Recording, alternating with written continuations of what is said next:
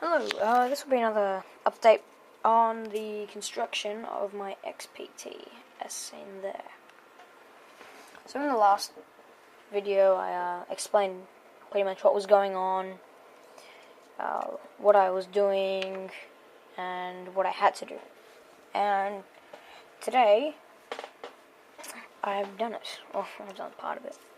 So some of you may recognize the this piece of molding here, and I had to, it was just bare plastic, and what I had to do is when I got it, it came with this piece of I think it's brass. I think it's brass, but it's a very thin piece of brass.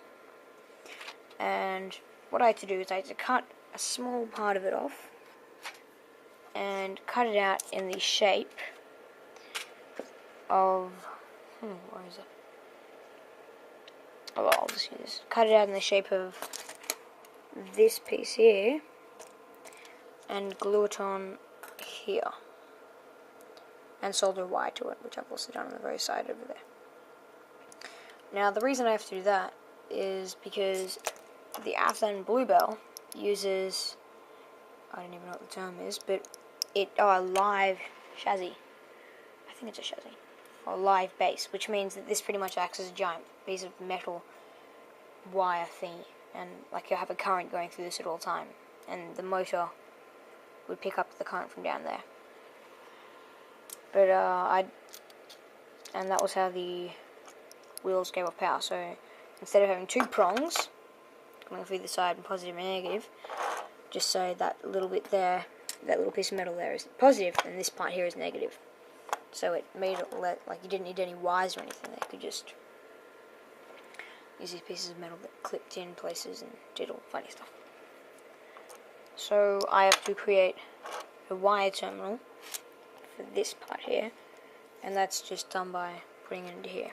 And I also had to cut the nail.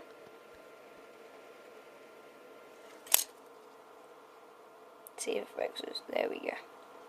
I had to cut that nail, and you can see it there. On focus. Oh well. And then that just sits nicely there. And that wire isn't in the way of anything, which is a good thing. So, and that's pretty much it. I haven't super glued this nail in here yet, because I wanted to make sure that everything is good, and I might just have to, because I've super glued that piece of brass after I soldered the wire to it to this with Selly's Quick Fix. This stuff. So far so good. Although I think I did crack that cross piece there, but the super glue got in and fixed it all up. So that's nice. But I'm still working on, I have to cut another nail, and I've already punched the hole, but it's not big enough. Oh well, but it's not big enough, so I still have to do that. And I have to glue, not glue, I have to solder on some more wires to these terminals here. Those ones.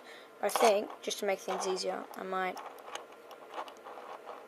cut it here, so that you don't get that piece of wire, or that piece of metal up there, stuffing everything up. I still have to change the side frames on these to the actual XPT ones, which are in here. Baby came out. I left some of them like that, and then that will sit instead of that one there. It's actually quite a size difference. Oh well, that's how that's going to work out. And a quick question.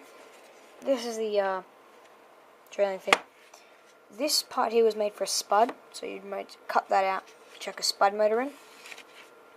But on this side here, you've got these two little bits here, and they actually sit higher than the point of contact for the bogey.